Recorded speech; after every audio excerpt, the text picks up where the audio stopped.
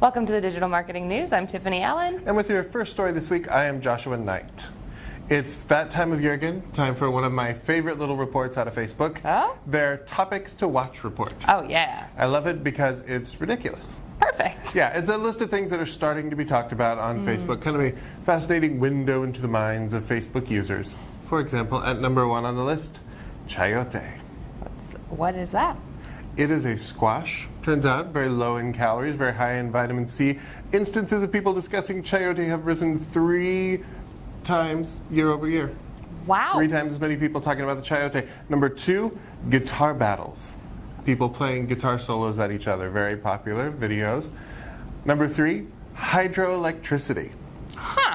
Yeah, so solar power is very nice and all well and good, but there's a 1.5x increase in people talking about hydroelectricity year over year. So marketers, if you want to get people's attention on Facebook, what you need is a video that has 2 people playing guitar at each other on a dam. Yes. And they're electric guitars, so they're powered by hydroelectricity. Right, See? right, of course. While in the background, a chef is making a delicious piquant chayote goulash. And I just really wanted to say all 3 of those words in a row. But in more serious Facebook news, if the chayote is not super relevant to you, but maybe try it. You see it in the grocery store. Why not? Zuckerberg, Mark did an interview this week about privacy and Facebook, 2 things that have historically not gone together very well. But he promised to start building more privacy into Facebook. He said they were looking at more end-to-end encryption, more of these private digital spaces where people can get together without marketers intervening. But we'll find a way. Oh, yeah. But he said that WhatsApp and Messenger are going to be the kind of proving grounds for some of these things. So keep an eye on those as you prepare for your next guitar battle.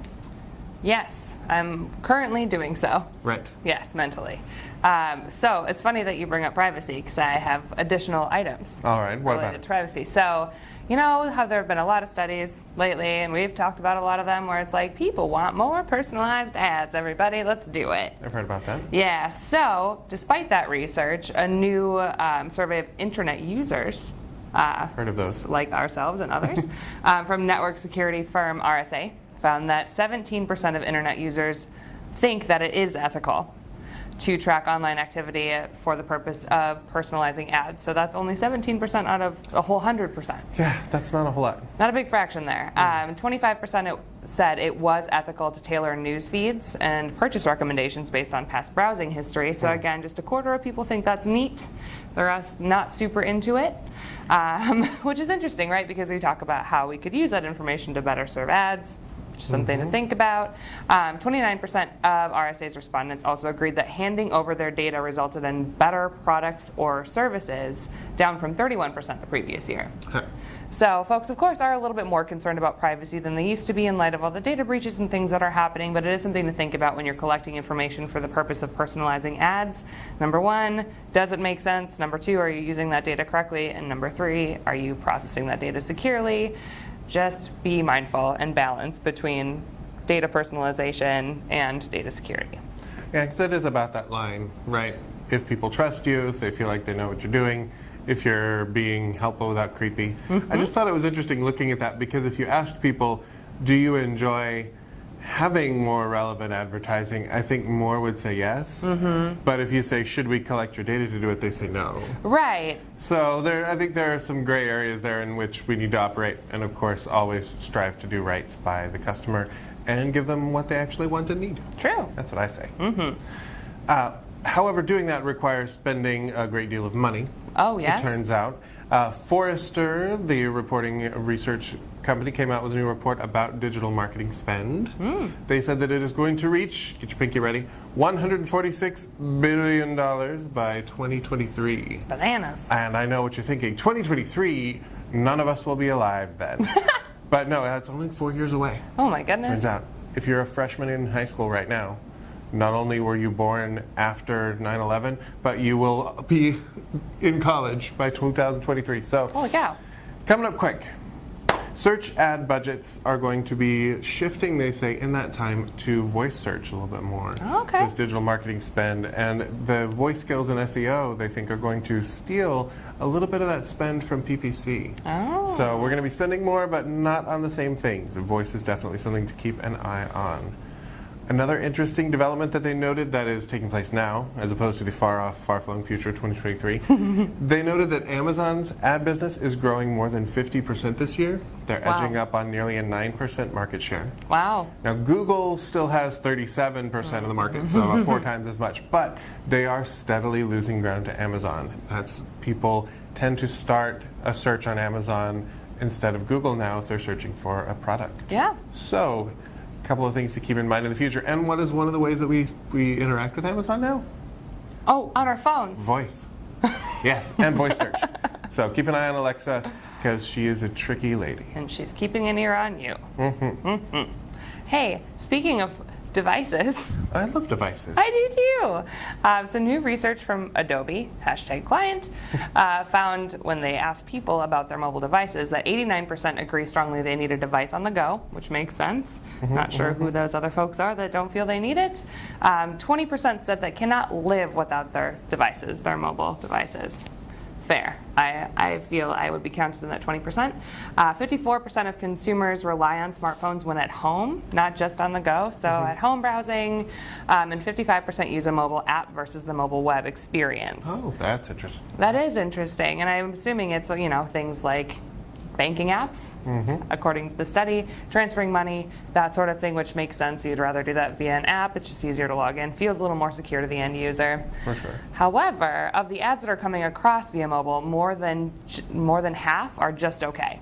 Is what the consumers are saying when they're seeing ads on their phone. Right, exactly. So this is an opportunity to make your mobile ads more relevant.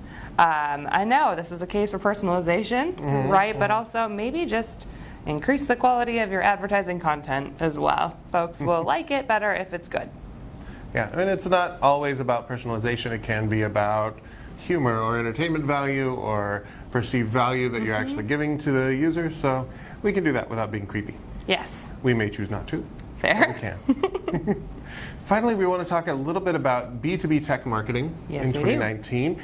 A group called Spiceworks just came out with some research. I assume that was Posh, Sporty, Baby, and Ginger. Yes. Yeah, put that together. They surveyed 352 B2B tech marketers, and they said, if you want to be my lover, you got to get with my budget increase for MarTech. Of course. Yes. So that a million times. 51% of them said that they are going to increase their budget for MarTech in the year. That was the only tactic that more than half said that they were going to increase the spend on. They also talked about what channels and what types of content that they're going to be using the most in 2019 and beyond, since we're already in 2019. We are. But yes, they said email and events and paid search are their top formats for driving leads, their top channels.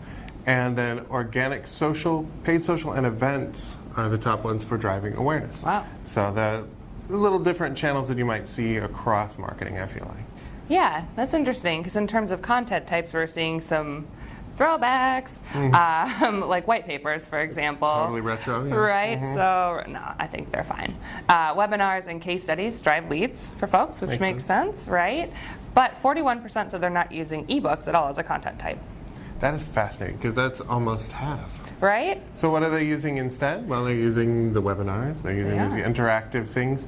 Maybe once you get, say, an asset that's interactive, that's got super cool motion and video in it, it ceases to be an ebook and becomes something more. Yeah, and you can break free of boring B2B. It's something you could do. You might. Blogs, videos, and infographics are best for awareness. Makes in sense. B2B area. And ABM is a trend expected to have the biggest impact on business. So account-based marketing is something that more of these firms are exploring. Makes sense. If you got a huge thing that you're asking people to spend hundreds of thousands of dollars on, really targeted marketing, makes a whole lot of sense. Absolutely.